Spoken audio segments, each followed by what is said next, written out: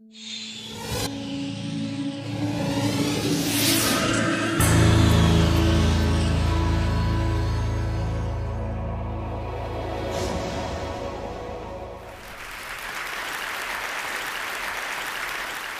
the past several days, I heard people talking about China.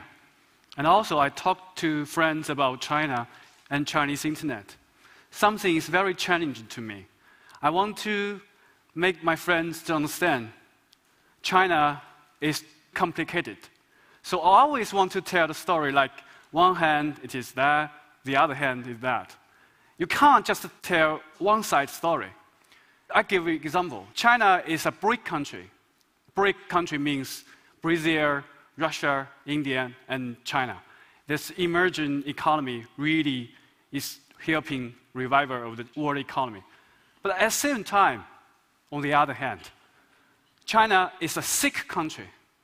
The terminology coined by Facebook IPO paper 5, he said the sick country means Syria, Iran, China, and North Korea. The 4 countries have no access to Facebook.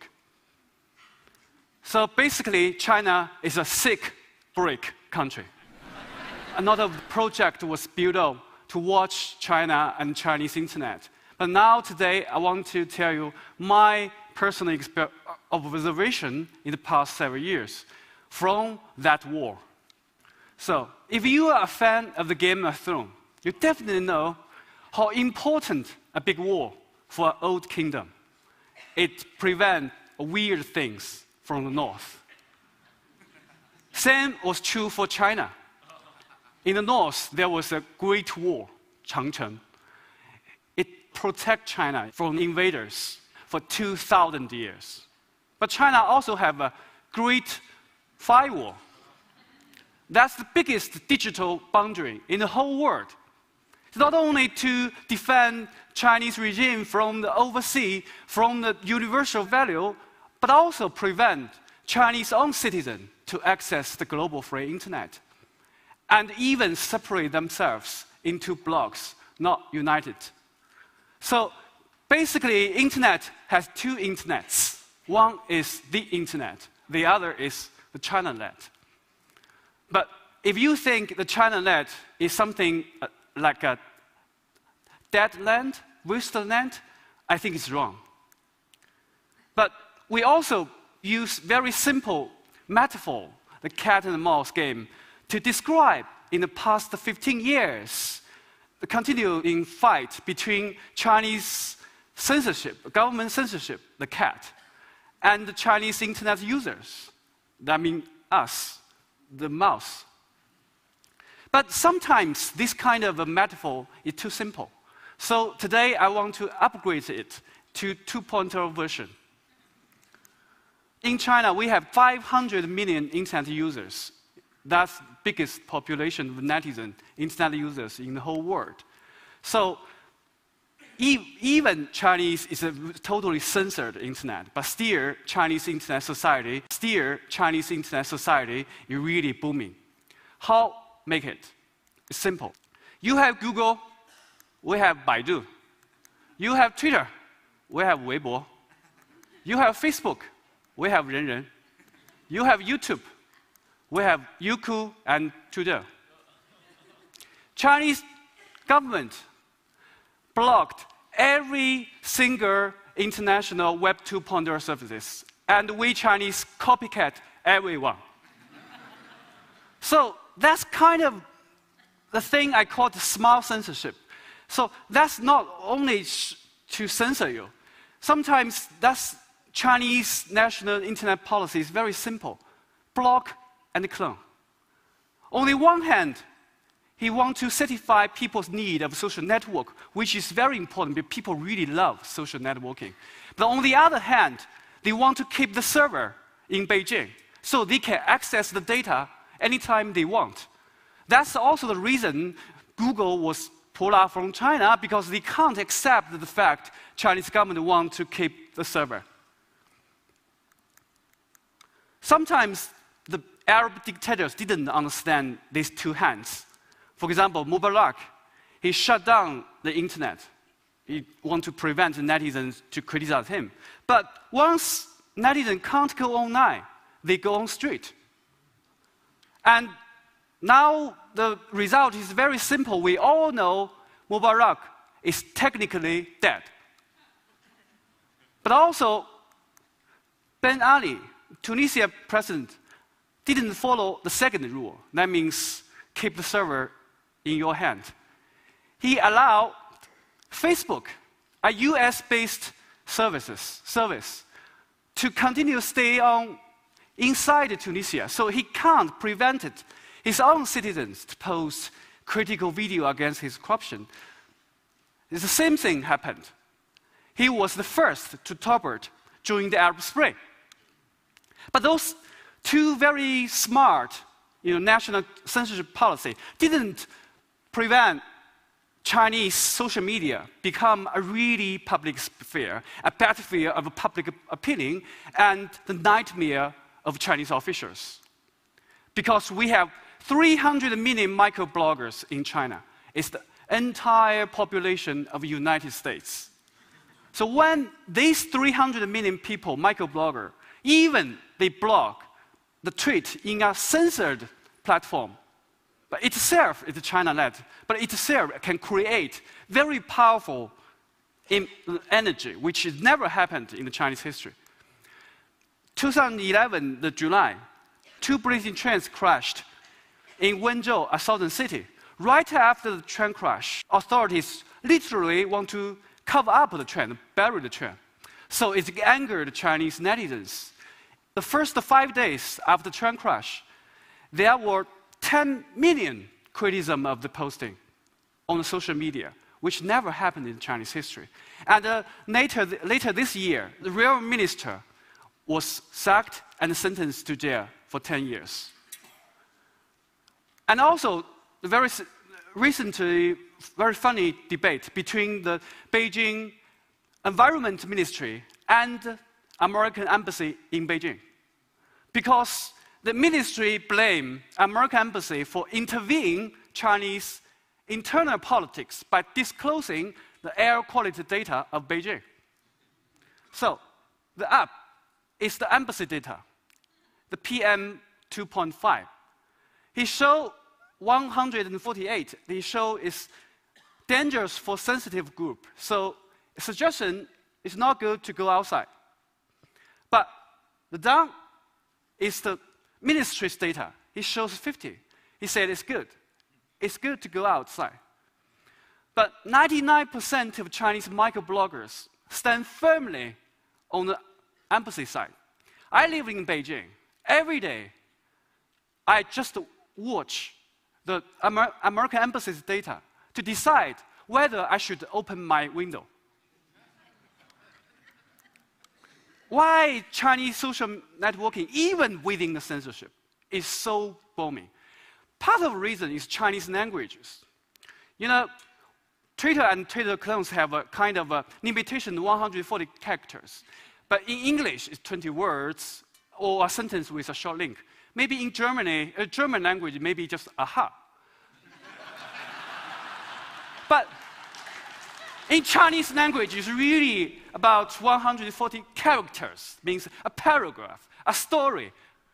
You can almost have all the journalistic elements to there. For example, this is the Hamlet of Shakespeare. It's same content. You can see exactly one Chinese tweet is equal to 3.5 English tweets. Chinese is always cheating, right? So because of this, Chinese really regard this microblogging as a media, not only headline to media. And also, the clone. Sina company is the guy who cloned the Twitter. And they even has their own name with Weibo. Weibo is Chinese translation for microblog. It has own the innovation at the commenting area, make the Chinese Weibo more like Facebook rather than the original Twitter. So these innovations and the clones as the Weibo and the microblogging, when they come to China in 2009, they immediately become the media platform itself. It become a media platform of 300 million readers. It become the media. If anything not mentioned in Weibo, it does not appear to exist for Chinese public. But also, Chinese social media is really changing Chinese mindset and Chinese life. For example, they give the voiceless people a channel to make your voice heard. We had a petition system. It's a remedy outside the judicial system. Because Chinese central government want to keep a myth. The emperor is good, but all the local officials are thugs. So that's why the petitioner, the victims of the peasant, went to take the train to Beijing to petition to central government, the emperor want to settle the problem. But when more and more people go to Beijing, they also cause the risk of revolution. So they send them back recent years. And even some of them were put into black jail. But now we have the Weibo, so I call it Weibo petition. People just use the cell phone to tweet. So your sad stories, by some chance, your story will be picked up by reporters, professors, or celebrities. One of that is Yao Chen. She's the most popular microblogger in China who has about 21 million followers. They're almost like a national TV station. If you start sad story, will pick up by her. So this Weibo, social media, even in the censorship, still gave Chinese a real chance for 300 million people every day chatting together, talking together. It's like a big TED, right? But also, it is like the first time a public sphere happened in China. Chinese people start to learn how to negotiate and talk to people. But also, the censorship is not sleeping. It's so hard to post some sensitive words in the Chinese Weibo. For example, you can't post the name of the president, Hu Jintao. And also, you can't post the city of Chongqing, the name. And until recently, you can't search the surname of top leaders. So, the Chinese are very good at these puns and alternative wording and even memes. They even themselves, use the name of this war-changing battle between the grass-mud horse and the river crab. But so that's when some very political, exciting moment happened. You can see on the Weibo, you see a lot of very weird stories happened. Weird phrases and words. Even you have a PhD of Chinese language, you can't understand them. But can you expect more? No. Because Chinese Xinjiang Weibo, when it was founded, is exactly 1 month after the official blocking of Twitter.com. That means from the very beginning, the Weibo has already convinced the Chinese government we will not become the stage for any kind of a threat to the regime. For example, anything you want to post, like get together or meet up or work, it will automatically record it and data mined and reported to a pool for further political analysis. Even you want to have some gathering, before you go there, the place is already waiting for you. Why? Because they have the data.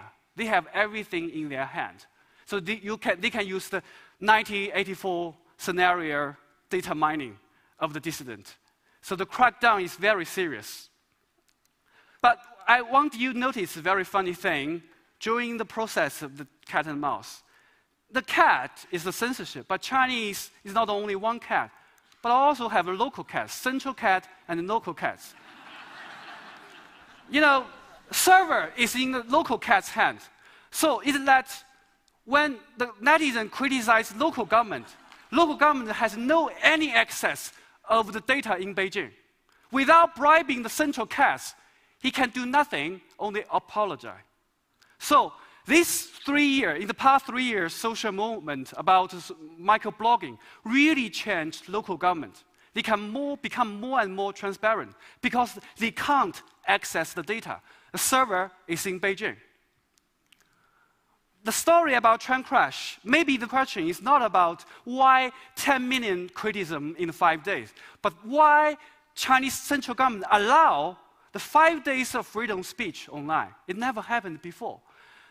answer is very simple. Because even the top leaders was fed up with this guy, this independent kingdom, so they want an excuse. So public opinion is very good excuse to punish him.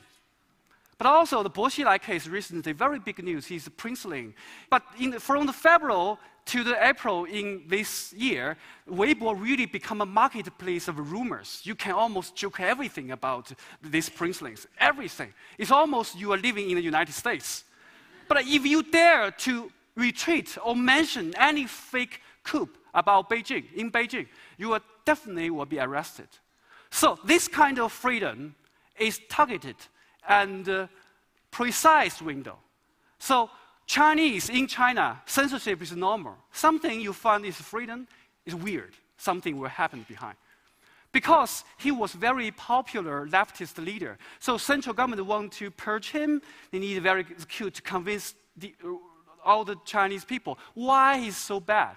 So the Weibo, the 300 million public sphere, become a very good, convenient tool for political fight. But this technology is very new, but technique is very old. It's made famous by Chairman Mao Zedong, because he mobilized millions of Chinese people in the Cultural Revolution to destroy every local government. It's very simple, because Chinese central government don't need even lead the public opinion. They just give them a target window, no censor people. No censoring in China become a political tool. So that's the update about this game, cat and mouse. Social media changed Chinese mindset. More and more Chinese intend to embrace freedom of speech and human rights as their birthright, not some imported American privilege. But also, it gave Chinese a national public sphere for people to, it's like a training of their citizenship, preparing for the future democracy. But it didn't change Chinese political system. And also, Chinese central government utilized this centralized server structure to strengthen his power to control the local government and the different factions. So, what's the future? But after all, we are the mouse. Whatever the future is, we should fight against the mouse. There is not only in China, but also in the United States, there are some very small, cute, but bad cats. SOPA, PIPA, ACTA, TPP, and ITU. And also, like Facebook and the Google, they claim they are friends of the mouse. But sometimes we see them dating with the cats. So my conclusion is very simple. We Chinese fight for our freedom. You just watch your bad cats. Don't let them to hook with the Chinese cats. Only in this, in the future, we will achieve the dreams of the mouse, that we can tweet anytime, anywhere, without fear.